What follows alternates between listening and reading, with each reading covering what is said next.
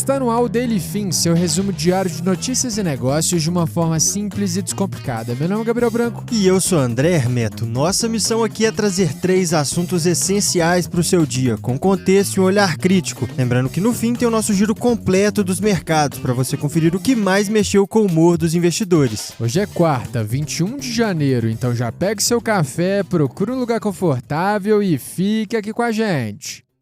Entre os destaques desse episódio na seção Empresas, um giro pelo noticiário corporativo da Netflix à OpenAI. Em mundo de óculos escuros, Macron troca farpas com Trump em Davos. Já no Brasil, Bolsa Família inicia ano eleitoral pagando o segundo maior valor da história. Muita coisa importante pra gente conversar hoje, então já fica ligado e bora pra primeira notícia.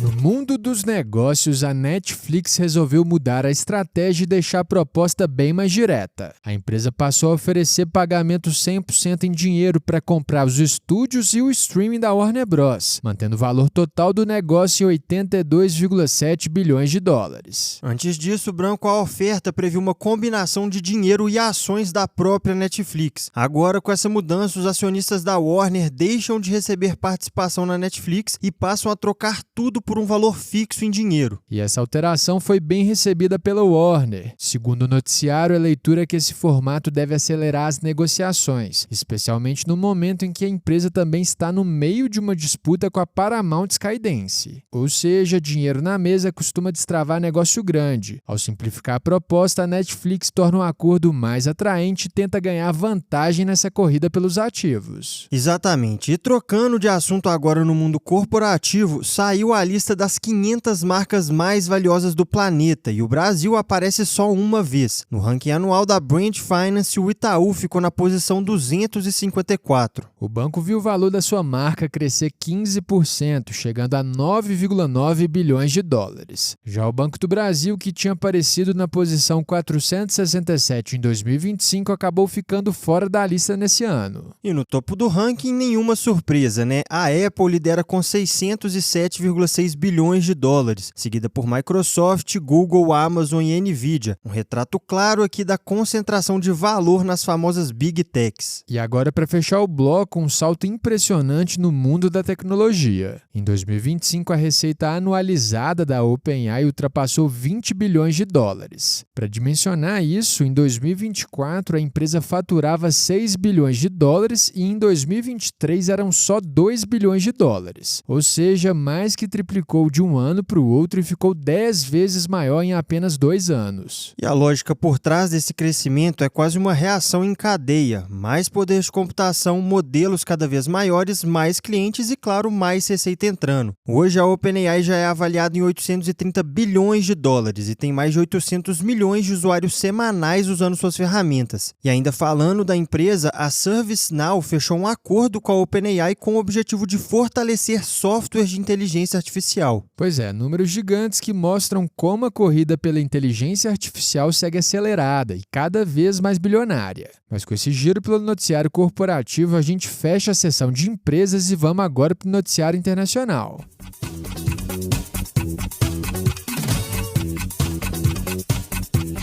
Agora no bloco internacional, o clima esquentou nos Alpes suíços. Ontem, dia 20, o presidente da França, Emmanuel Macron, fez um discurso duro no Fórum Econômico Mundial em Davos. E ele chamou a atenção até no visual. Macron apareceu de óculos escuros, segundo ele, por conta de uma condição ocular. E o discurso foi direto ao ponto, viu, pessoal? Macron criticou as investidas dos Estados Unidos sobre a Groenlândia. Ele disse que não é momento para imperialismos e colonialismos e que a Europa não deve se curvar à lei do mais forte. E esse tom mais duro tem contexto. A França faz parte do grupo de países que enviou tropas à Groenlândia. Como reação, Donald Trump anunciou tarifas de 10% contra 8 países, incluindo os franceses. E horas antes do discurso em Davos, o próprio Trump divulgou uma conversa privada com Macron. Nela, o presidente francês diz não entender as movimentações americanas na região, o que deixou o clima ainda mais tenso. E não parou por aí. Fontes próximas a Macron indicaram que ele deve recusar um convite para fazer parte do chamado Conselho da Paz, que foi idealizado por Trump para atuar em Gaza. Esse órgão vem sendo criticado por esvaziar o papel da ONU. E a resposta do Trump veio rápida. Ele ameaçou tarifas de 200% sobre vinhos e champanhes franceses. A partir daí, o efeito dominó continuou. O Parlamento Europeu já avalia congelar o acordo comercial com os Estados Unidos, além de impor tarifas retaliatórias de até 93 bilhões de euros. E ainda ontem, em Davos, a presidente da Comissão Europeia, Ursula von der Leyen, e países como China e Canadá também defenderam a soberania da Groenlândia. Enquanto isso, Trump publicou imagens geradas por inteligência artificial em que aparece fincando a bandeira dos Estados Unidos no território groenlandês. E para fechar o bloco, o republicano deve discursar hoje, dia 21, no Fórum de Davos. E assim o embate diplomático ganhou palco global, com troca de discursos, ameaças comerciais e reflexos direto no comércio internacional. E com esse cenário tenso lá fora, a gente segue agora para o noticiário aqui do Brasil.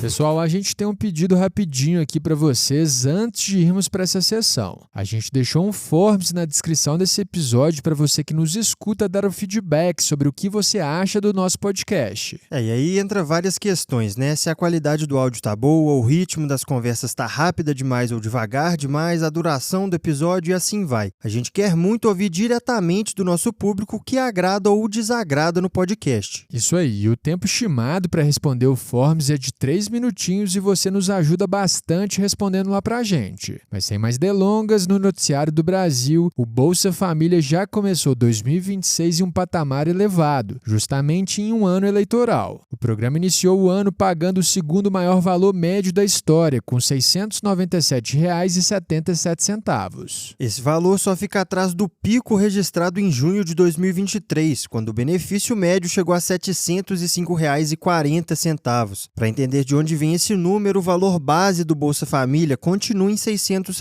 mas os adicionais criados nos últimos 3 anos, como bônus para crianças e gestantes, puxaram o ticket médio para cima. Quando a gente olha para trás, a diferença é bem clara. Em 2018, por exemplo, o valor médio pago pelo programa era de apenas R$ 186,78. Hoje, o Bolsa Família atende 18.780.000 famílias em todo o país. O recorde histórico aconteceu em janeiro de 2023, quando o programa chegou a 21.910.000 beneficiários. Desde a posse do presidente Lula, o programa encolheu em 2,8 milhões de famílias, depois de um pente fino promovido pelo governo. Já no governo Bolsonaro, o movimento foi o oposto, com uma alta de 7,5 milhões de famílias atendidas. E o impacto fiscal é relevante. Só nesse mês, o Bolsa Família deve custar 13,1 bilhões de reais aos cofres públicos. Para efeito de comparação, em janeiro de 2022, essa despesa era de 3,7 bilhões. E aproveitando o contexto de ano eleitoral, isso também mexe com os partidos políticos. O Brasil começou 2026 com 16,1 milhões de filiados, distribuídos entre 30 partidos. Mas ao longo de 2025, os partidos perderam 203 mil filiados no total. E o partido que mais cresceu foi o PT, com 24 mil novos filiados, chegando a 1,67 milhão de inscritos. Já o PL fechou o ano com saldo negativo de 5 mil filiados, totalizando 895,5 mil registrados. Ou seja, Branco, o ano eleitoral começa com Bolsa Família em nível elevado, impacto direto no orçamento e um cenário político em movimento. Mas com esse panorama do Brasil bem desenhado, a gente encerra a sessão nacional e segue agora para o fechamento dos mercados.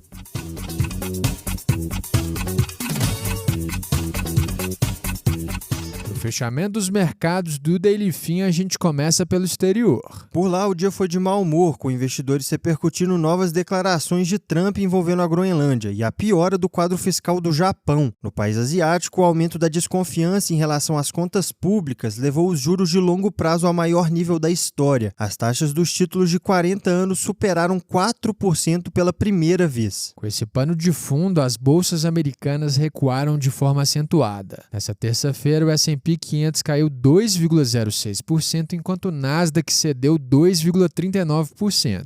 Já os metais preciosos fecharam em novos recordes. O ouro avançou 3,66% e a prata subiu 6,54%. Aqui no Brasil, o mercado seguiu na direção oposta. O Ibovespa renovou sua máxima histórica ao subir 0,87%, aos 166.277 pontos. O índice foi impulsionado principalmente pela Vale, que avançou 1,92%, e Petrobras com alta de 0,85%. Ainda assim, houve reflexos no mercado de juros. As taxas do Tesouro Direto voltaram a subir e o título IPCA+ 2029 voltou a superar o patamar de IPCA+ 8. Para fechar, o dólar também recuou 0,3% a R$ 5,38. Mas agora que encerramos essa sessão, terminamos mais um episódio. Se você curtiu o nosso conteúdo hoje, já segue a gente aí e ativa o sininho para não perder os próximos. E lembrando aqui que essa versão em áudio da nossa newsletter, ela chega todo dia às 6h30 da manhã no seu e-mail. Por lá você encontra mais detalhes e outras sessões que não cabem por aqui. O link de inscrição está na descrição desse episódio. E se esse episódio te ajudou, não guarda só para você não, já compartilha com os amigos e com a galera do trabalho, até porque todo mundo merece ficar bem informado. A gente se vê amanhã no próximo episódio. Valeu, pessoal!